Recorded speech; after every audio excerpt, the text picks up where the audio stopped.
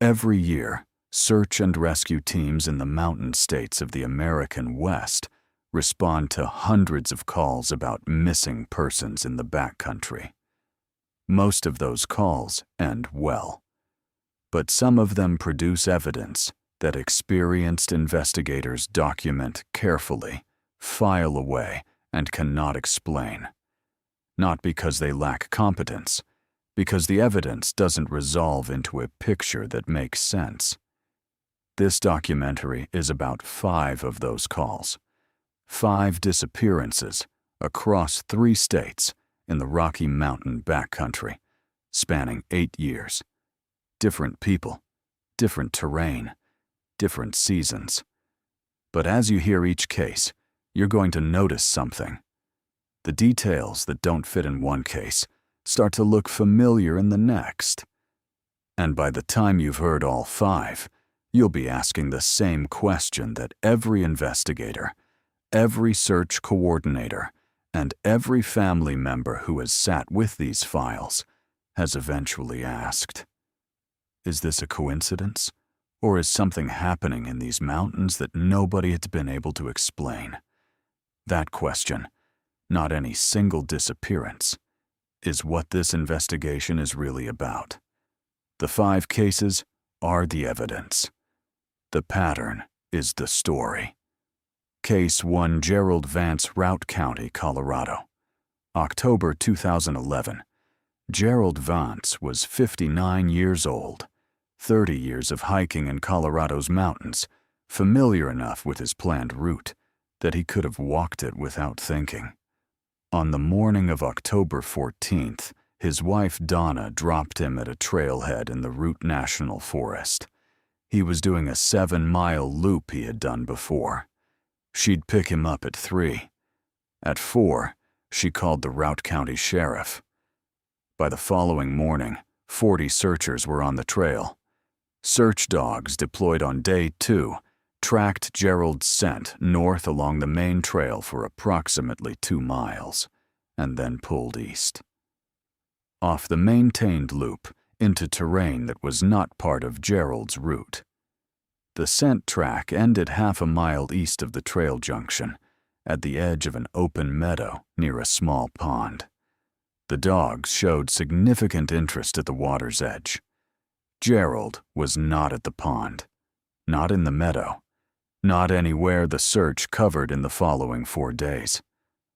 On day 7, a volunteer found his day pack on a ridgeline 3 miles from the pond, set against a boulder, top flap open, as if Gerald had sat down, removed it, and meant to pick it back up. Inside, his lunch, uneaten, his rain jacket, his map folded to the correct section. Gerald Vance has never been found. In a follow-up interview 6 weeks later, his wife Donna mentioned something she hadn't initially thought to include. The night before the hike, Gerald had been looking at his trail map. He'd pointed to the area east of the loop, where the pond was, and said, thinking out loud, "I've always been curious about that pond. Never gone down to look at it." The pond was exactly where the dogs tracked him. He had been wondering about it the night before. The following morning, apparently, he went there.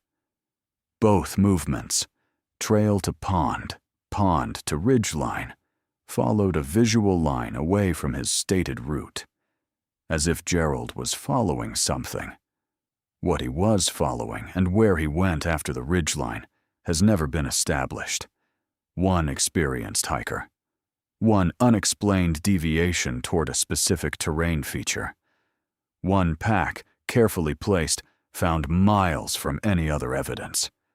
Hold those details, because the second case confirms them and adds a witness. Case 2, Linda Marsh, Teton County, Wyoming, August 2014.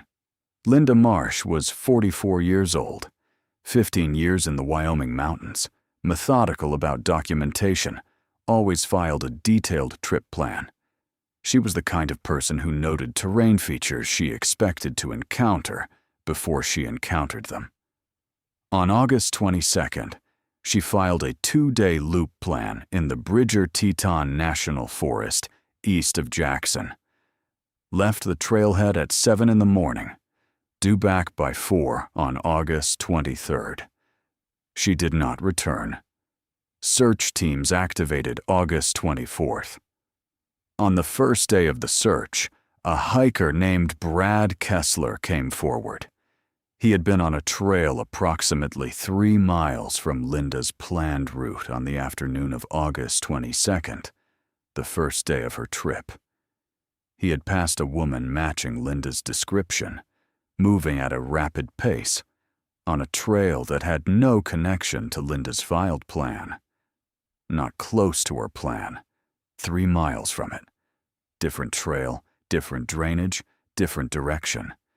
Investigators showed Kessler photographs. He said yes. He was confident. And he added one more detail when pressed. She hadn't looked lost. She hadn't looked confused. She had looked purposeful. He had assumed she was a confident solo hiker who knew exactly where she was going. She was moving like a person with a destination. The trail she was on led into a high basin above the main drainage, off the standard routes, above tree line, demanding enough that only experienced hikers went there. Linda had the skill, but the basin appeared nowhere in her trip plan, her journal, or any conversation her family and friends could recall. She had filed her plan with unusual specificity. The basin was not mentioned anywhere in it, which means Linda either made a completely spontaneous decision to abandon a carefully documented plan on the first afternoon of her trip, or she had a reason to go there she had chosen not to record. Neither possibility has been explained.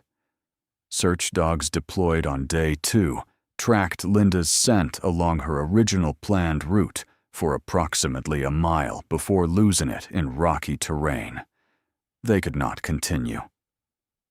In the high basin, the area consistent with where Kessler had seen Linda heading, a search team found a piece of gear on day 4, a trekking pole, one of a pair she had taken on the trip, left at the edge of a snowfield near the upper basin wall, not fallen over, planted upright in the snow, as if deliberately placed at that specific location.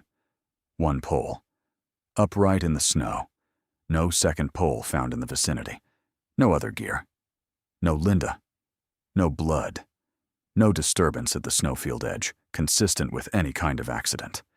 The trekking pole was simply there, planted, as if marking something. Linda Marsh has never been found.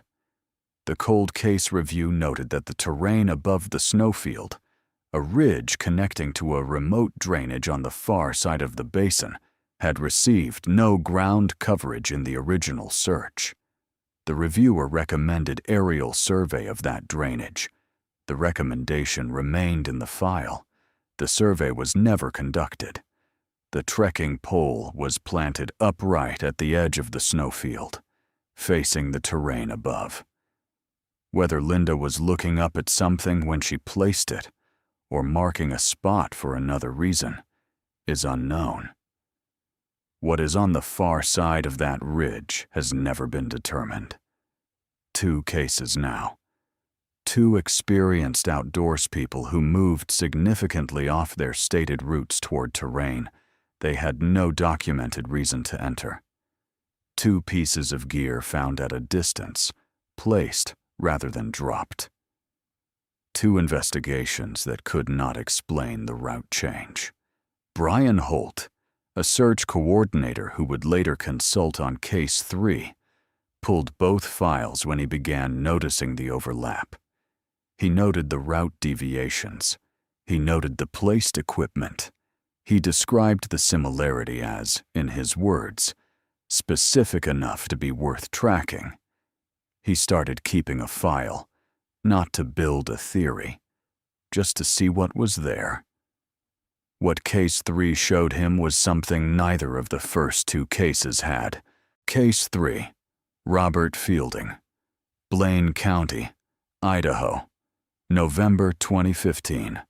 Robert Fielding was 63 years old, 38 years hunting elk in the mountains of central Idaho.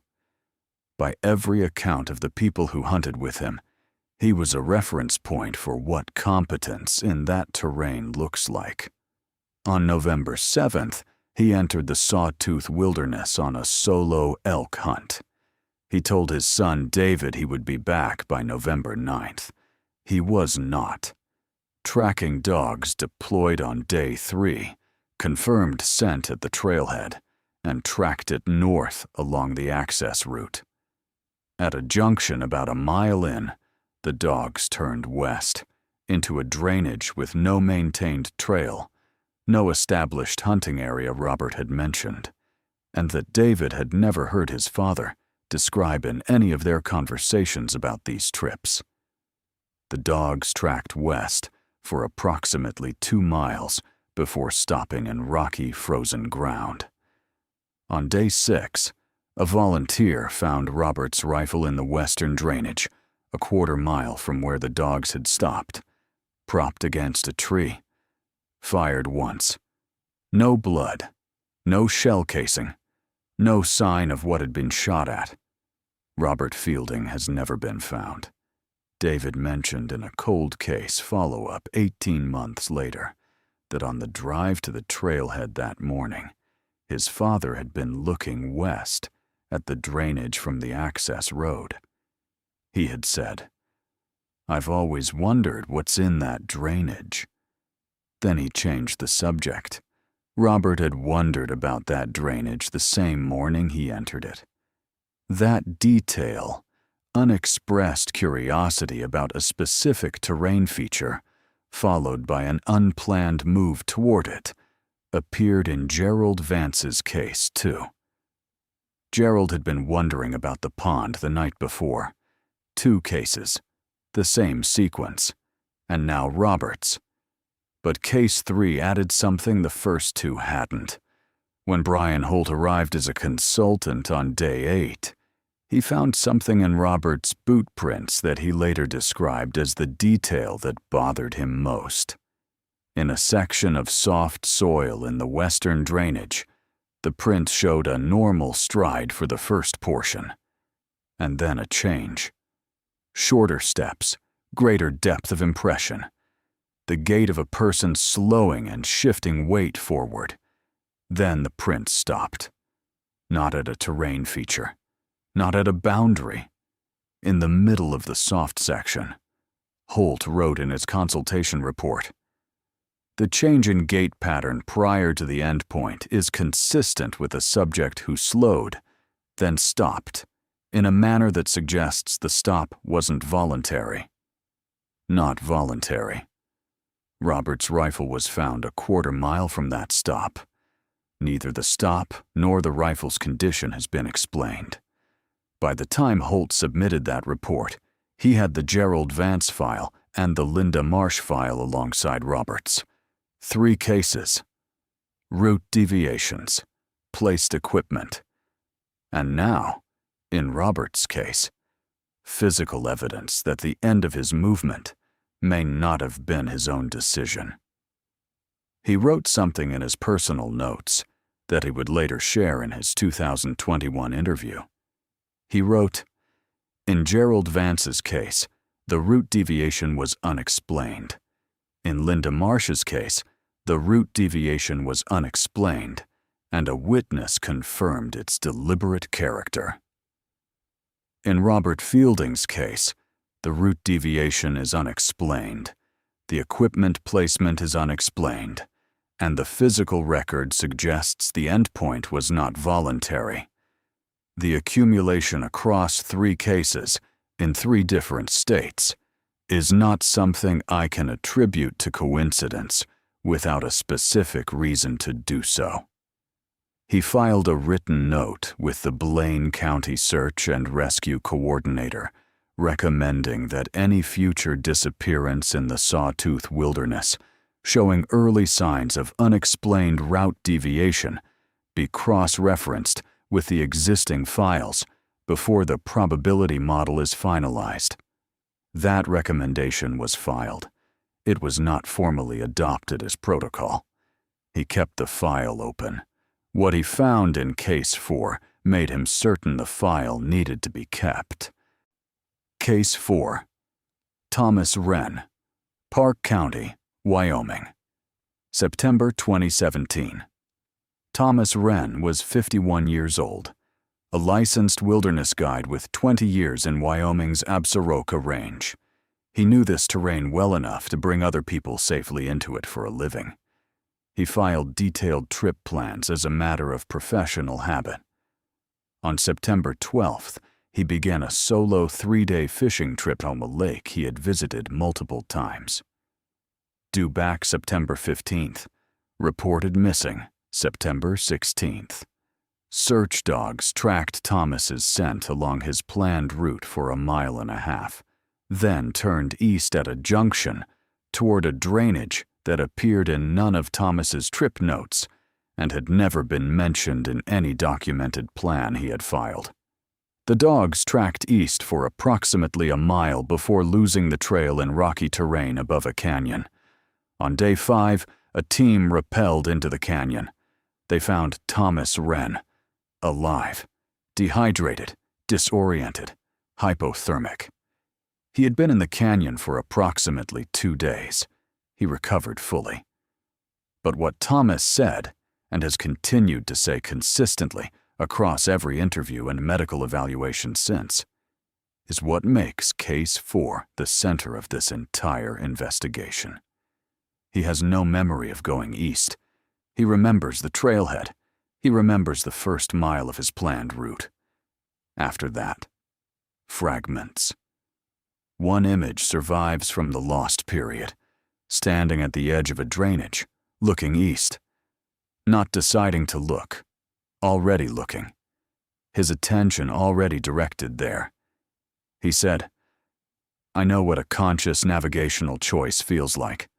What I can describe from that period doesn't feel like that. It feels like something else was directing me." He was careful. This was not a paranormal claim. It was a professional. A man trained to make deliberate navigational decisions in complex terrain, describing the subjective experience of having moved through that terrain without apparent conscious direction. 3 medical evaluations found no definitive neurological event. The most probable clinical explanation was some form of dissociation. Nothing confirmed it specifically. He said, "I don't know what took my own navigation away from me. And as someone who has spent 20 years telling other people how to navigate safely, that's something I think about a lot." Thomas Wren survived. Gerald, Linda, and Robert had not, and his survival gives the investigation something the other cases couldn't: testimony from inside the experience. A capable, credentialed professional who moved off his planned route into terrain he had no reason to enter, with no recoverable memory of the decision to go there. If that happened to Thomas Wren, the question is whether something similar happened to the others. Whether the absence of their testimony is the only thing preventing us from understanding what they experienced. Thomas Wren gave a longer account of his experience to a Wilderness Guide Association journal 2 years after his recovery. He spoke about it because he felt it was relevant to other professionals in that terrain. He said the most disorienting aspect wasn't the memory gaps. It was the quality of the memories that did survive. The fragment he had, standing at the edge of a drainage, looking east, had a different texture from normal memory. He described it as having a quality of compulsion, not the experience of a person who decided to look east. The experience of a person whose attention had already arrived there before any decision was made. He said, In normal circumstances, there's intentionality. You direct your attention. In this fragment, the attention was already directed. I was already looking. At what, I couldn't tell you. He was careful. He was not advancing a paranormal explanation. He was a trained professional, making a precise distinction between choosing to look and finding yourself already looking. And he noted that nothing in his 3 subsequent medical evaluations had specifically explained the dissociative character of that period. The most probable clinical explanation remained some form of acute dissociative episode, possibly triggered by altitude, exertion, or an undetected neurological event. But nothing confirmed it. He said the experience had changed one specific thing about how he guides. He now tells every client that the mountains can do things to cognition that experience doesn't fully protect against. That confidence in terrain familiarity is valuable, but not absolute. That there are outcomes in the backcountry that capable, experienced, prepared people do not fully understand, even after they survive them. He speaks from experience. Brian Holt added Case 4 to the file. And then came Case 5. Case 5. Dennis Carver. Archuleta County, Colorado. October 2019. Dennis Carver was 58 years old, retired firefighter, 30 years in the San Juan Mountains of southwestern Colorado. He knew the country around Pagosa Springs the way a person knows a neighborhood. On October 19th, he began a solo elk hunt in terrain he had used for more than 20 years. Told his partner Larry Fuentes he'd be back at the trailhead by 2 in the afternoon. At 4, Larry called Archuleta County Sheriff. The previous afternoon's rain had left the soil soft. Boot prints were clearly visible anywhere a person had walked. The search team tracked Dennis's prints north along his established hunting route for approximately 1.5 miles. Then the prints turned south. Not gradually. The turn was abrupt. South meant toward the trailhead, toward the parking area, toward home. Based on rain-filled depth in the later prints, Dennis had turned around at approximately 2 in the afternoon, the time he had told Larry he would be back. The prints were trackable heading south for a 1/4 mile before they entered rocky terrain and could not be followed further. Dennis Carver never reached the trailhead. The terrain between the rocky section and the parking area was searched comprehensively. No additional prints. No sign of Dennis anywhere in between. On day 4, searchers found his day pack at the base of a ponderosa pine, east of his last known southbound prints, in the opposite direction from where he had been heading. One strap partially extended. Inside, water, food, a first aid kit. His hunting knife was not in the pack. His radio was not in the pack. Neither has ever been found. Search coordinator Maria Delgado noted something in her report she said she had not seen in 12 years of coordinating wilderness searches. The southbound prints were normal in stride and pace for the first 1/4 mile. Then the stride lengthened significantly. Depth of impression increased. Dennis Carver had broken into a run. He had been running for at least 200 yards, the full recoverable section, before the prints disappeared into the rocky terrain. Delgado wrote, "The stride pattern in the final recoverable section is consistent with sustained, purposeful running. Not panicked, erratic flight, running with direction. Running with direction. Toward the trailhead. A man who knew where he was going, moving urgently to get there. And then nothing. Dennis Carver has never been found. What was a retired firefighter with 30 years in those mountains running from? What had happened in familiar terrain, less than a quarter mile from where his truck was parked? That question has no answer. But there is one additional feature of Dennis's case that Maria Delgado noted, and that Brian Holt flagged when he reviewed the file. Dennis's pack was found east of his last known southbound prints. He had been heading south toward the trailhead, and his pack was to his east. Not behind him. Not in the direction he had come from. East. For a pack to be east of southbound prints, Dennis either set it down before he turned south and continued without it, or he moved east at some point after turning south, away from where he had been heading and away from the trailhead. Neither scenario resolves cleanly. The pack location does not fit any reconstruction of Dennis's movements that accounts for all the physical evidence simultaneously. Maria Delgado wrote in her final report, "The location of the subject's day pack relative to his confirmed southbound prints represents an unexplained element of the physical evidence. No reconstruction of the subject's movements that accounts for all physical evidence simultaneously has been established. No reconstruction that accounts for all the evidence simultaneously. That is the state of Dennis Carver's case 5 years after his disappearance.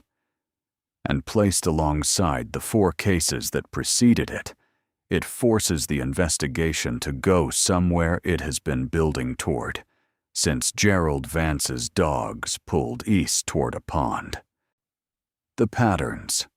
Brian Holt has been running and consulting on wilderness searches in the Rocky Mountain West for more than 20 years. He worked Robert Fielding's case directly.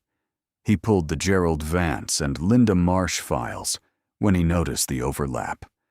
He followed Thomas Wren's case when it surfaced as a found alive outcome with the same route deviation signature. He reviewed Dennis Carver's case after it was flagged by Archuleta County.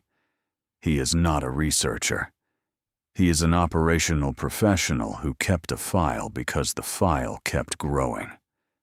In 2021, he gave a brief interview to an outdoor publication.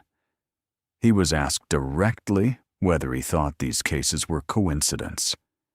He said, "A specific set of features appears in my operational experience at a frequency I cannot attribute to normal variation in wilderness emergencies. Whether that reflects a common cause or multiple separate causes that produce similar evidence signatures, I don't know. But I've tried to build a framework that explains all 5 of these cases with a single cause, and I haven't been able to do it.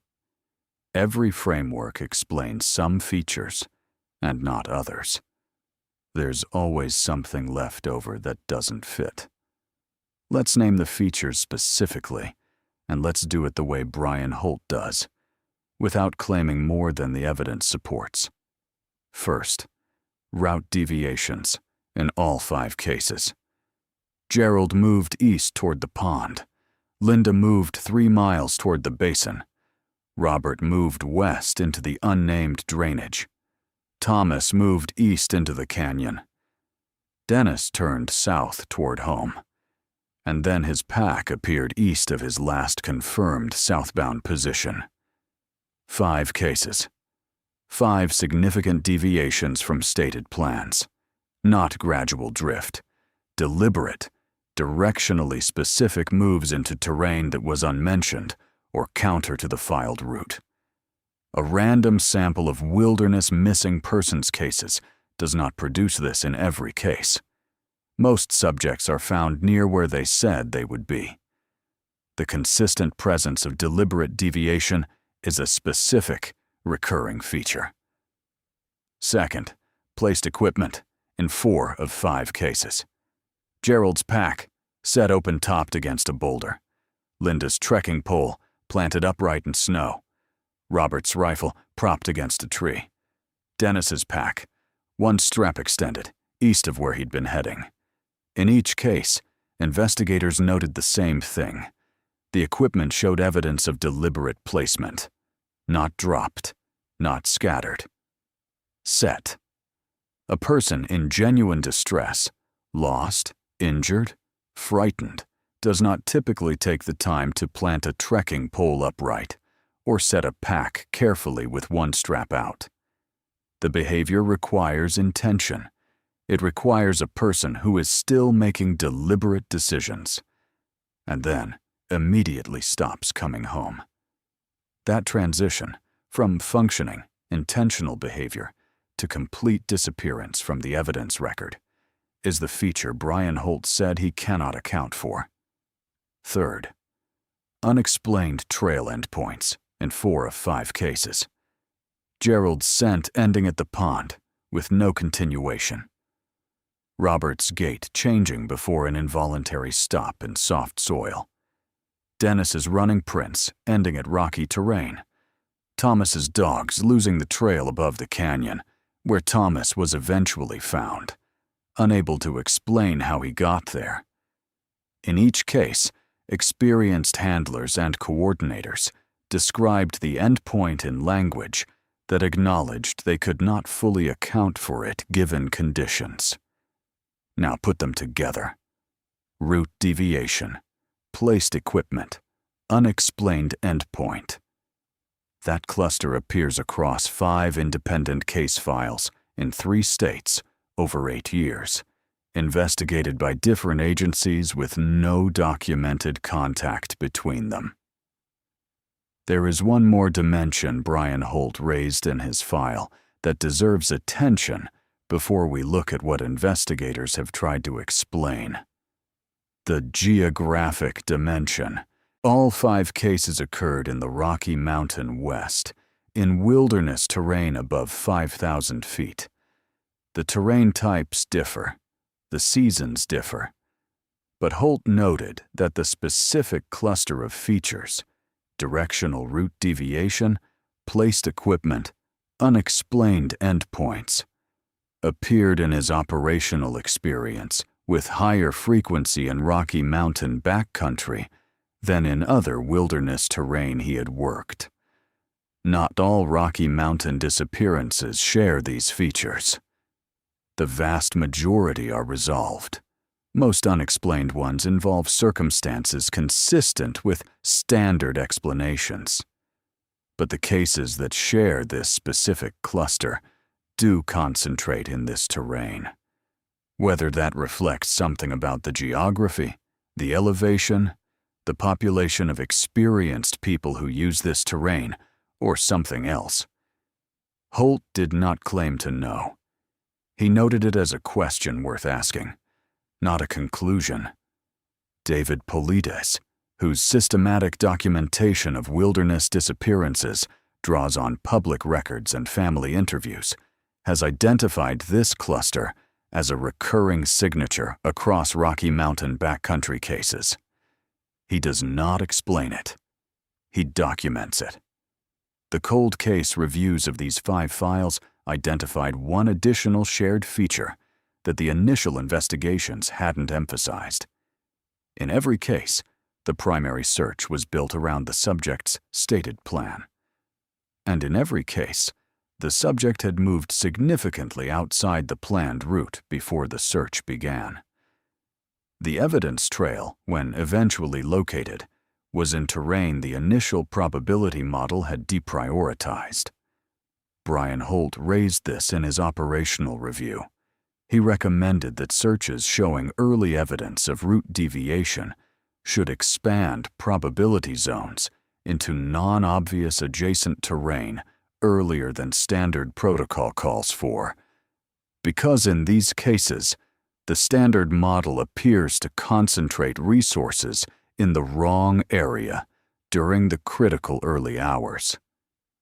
He submitted that recommendation in writing to Blaine County Search and Rescue after the Robert Fielding case, and expanded it in his 2021 review.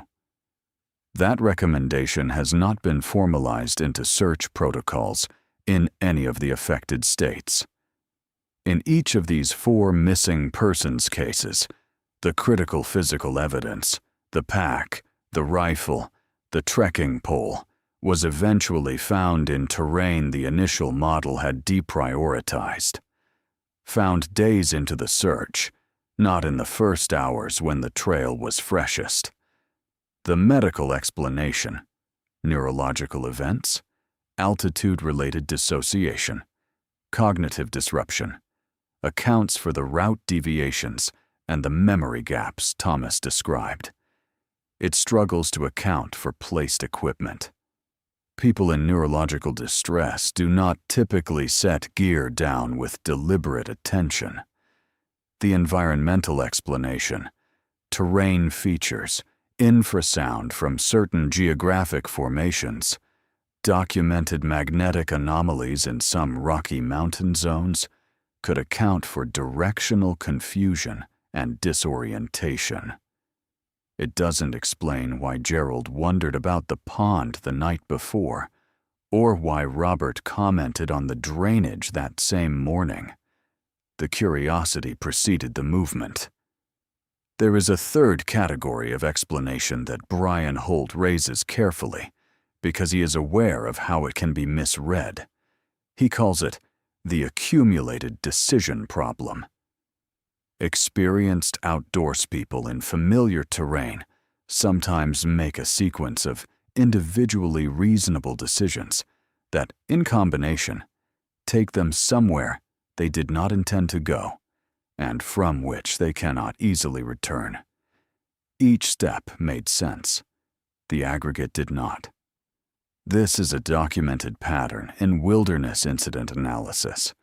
It's sometimes called the normalization of deviation, the tendency of competent, confident people to accept increasing deviation from plan because each step away from plan seemed justified at the time. It would account for the route changes. It would account for a person who placed their gear because they intended to return for it, and then didn't. It would account, in some versions, for the endpoints. What it doesn't account for is Thomas Wren, a licensed guide who specifically trains other people to recognize accumulated decision problems, who is taught the principle in professional certification courses, who cannot account for the decisions he made. If accumulated decision-making explains these cases, Thomas should have caught it. He's built his professional life around catching it. He didn't catch it, or couldn't. Every framework explains some features. Something is always left over. What remains is this: 5 case files. 5 experienced outdoorspeople between the ages of 44 and 63. 5 Rocky Mountain locations across Colorado, Wyoming, and Idaho. 4 of them are still missing. 1 survived and cannot explain what happened to him. The gear sits in evidence rooms: Gerald's pack with the uneaten lunch, Linda's single trekking pole, Robert's rifle, fired once at an unidentified target, Dennis's pack, strap out, and somewhere in those mountains, Dennis's knife and radio that have never been found. Thomas Wren is alive. He has answered every question. He has given every account he has to give. He cannot tell us what moved him through that terrain. He cannot tell us, and he was there. If you were in any of these areas during the relevant periods, Routt County in October 2011, Teton County in August 2014, Blaine County in November 2015, Park County in September 2017, Archuleta County in October 2019. The relevant sheriff's offices are still accepting information. All 4 open cases remain active. Brian Holt said it most precisely. 5 cases, across 3 states, over 8 years, with features that repeat specifically enough that I could describe them to you in advance of hearing the next case. That's not something I know how to explain with the frameworks I have." He paused. "And I've been trying. That is where this investigation sits, not at an answer. At the place where professional frameworks stop working and the pattern itself becomes the finding. Let's be specific about what the investigation leaves open, case by case." Gerald Vance. Why did the pond draw him enough that he mentioned it the night before and then apparently went there? Why did he continue from the pond to the ridgeline, following a visual line?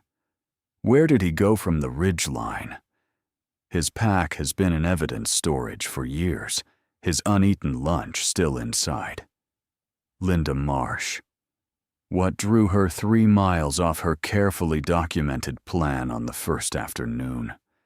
What was she moving toward so purposefully that a stranger assumed she was confident and directed? What did she plant the trekking pole to mark? What is on the far side of the ridge above the snowfield? Robert Fielding. Why did he wonder about the western drainage that same morning? And why did he enter it? What did he fire his rifle at? And where is the casing? What does the involuntary character of his gait change endpoint tell us about the moments before his evidence trail ended? Thomas Wren. What directed him east, if not his own conscious choice? What happened in the 3 days he spent in the canyon? Why can the most credible witness to the inside of this pattern, a licensed guide with 20 years of professional wilderness experience, not explain the most basic fact of his own movements? Dennis Carver. What made him turn south an hour before his stated return? What made him run? Where did he go when his prints disappeared into rocky terrain less than a quarter mile from his truck? 5 sets of questions, none answered. And beneath all of them, the one that the 5 cases together make unavoidable. Why do these specific features appear across 5 independent investigations in 3 states over 8 years, in files that have no documented connection to one another? One investigator in one state cannot connect the dots to another investigator in a different state. That is not how missing persons investigations work. They are local. They are jurisdictional. They close or they don't, and they move on. Brian Holt is one of the only people who has held all 5 of these files at the same time, not because anyone asked him to, because he noticed something and kept a file. The medical framework covers some of it. The environmental framework covers some of it. Thomas's account covers some of it from the inside. But as Brian Holt said, every framework explains some features and not others. Something is always left over. And that remainder, that thing that no framework covers, is not a small or marginal detail in any of these cases. It is the central fact, the placed equipment, the involuntary stop, the guide who cannot explain his own movements, the firefighter who ran toward home and never reached it. The remainder is the mystery. That question has not been answered. It may be the most important wilderness safety question in the American West. And nobody, as of this moment, has answered it.